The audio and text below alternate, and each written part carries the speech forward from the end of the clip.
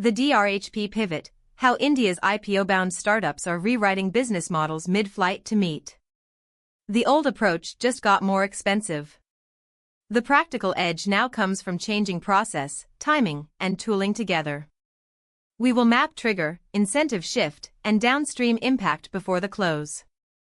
Between filing a DRHP and ringing the NSE bell, 12 of 23 companies in the IPO tracker have made material business model changes, not before filing, but during it.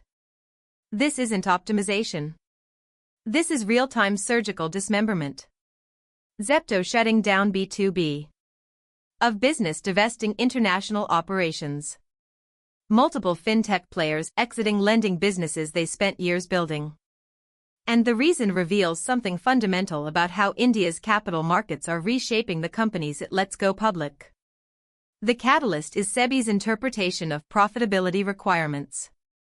Not just 1/4 of profitability anymore, the regulatory body now demands demonstrable sustainable unit economics across every single core segment. That language didn't exist in 2024 guidelines. What existed in 2024 was different. Companies could file a DRHP, talk about their vision, their geographic ambitions, their vertical integration plans. Now, each revenue stream has to stand alone profitably. If it can't, it gets amputated. PharmEasy is the clearest example. After filing its third DRHP attempt in late March 2026, the company quietly wound down its telemedicine service and diagnostic rental business within weeks. Those segments represented 22% of revenue. But they operated at -67% contribution margins. The April 30th amendment showed adjusted EBITDA swinging from -340 crore to +180 crore. Pure subtraction. No new revenue. Just cuts. Investment bankers confirm this is now standard practice. One told us, and I'm quoting, the DRHP review period has become a negotiation. SEBI queries force companies to prove each revenue stream can stand alone profitably. If it can't, it gets cut. We're essentially doing PE-style operational restructuring, but on a public timeline. The numbers back this up. Average time from DRHP filing to approval has stretched from 68 days in 2024 to 147 days in 2026. 31% of 2026 DRHP amendments involve discontinuation of business segments. Median EBITDA margin improvement during the review period? 890 basis points.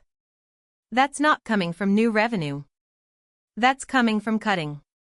But here's what most people miss. This surgical precision creates orphaned ecosystems. When Swiggy divested hyper-local grocery delivery in Tier 3 cities, it wasn't just exiting unprofitable zip codes.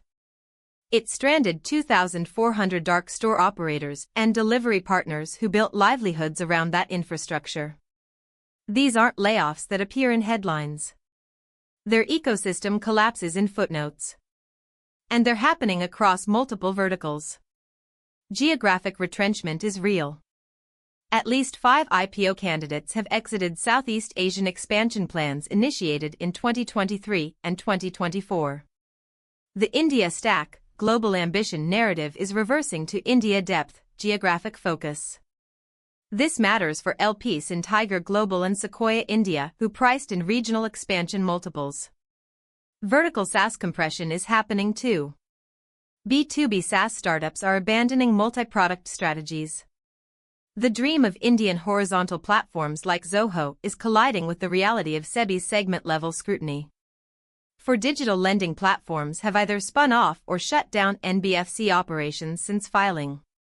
RBI's tightening co-lending rules make these segments audit-intensive and capital-heavy, exactly what CFOs don't want when preparing for public markets. Now here's the second-order effect that nobody's modeling. These pivots are happening under old cap tables. Series C investors funded the original business model, international expansion, multiple verticals, growth at all costs. Now those same shareholders are approving fire sales of assets they capitalized, often at fractions of book value, just to clear SEBI hurdles. One prominent VC described it to us as burning furniture to heat the house before a dinner party. The IPO might succeed. But the entity going public bears little resemblance to what Series C investors underwrote in 2023. The math is unforgiving.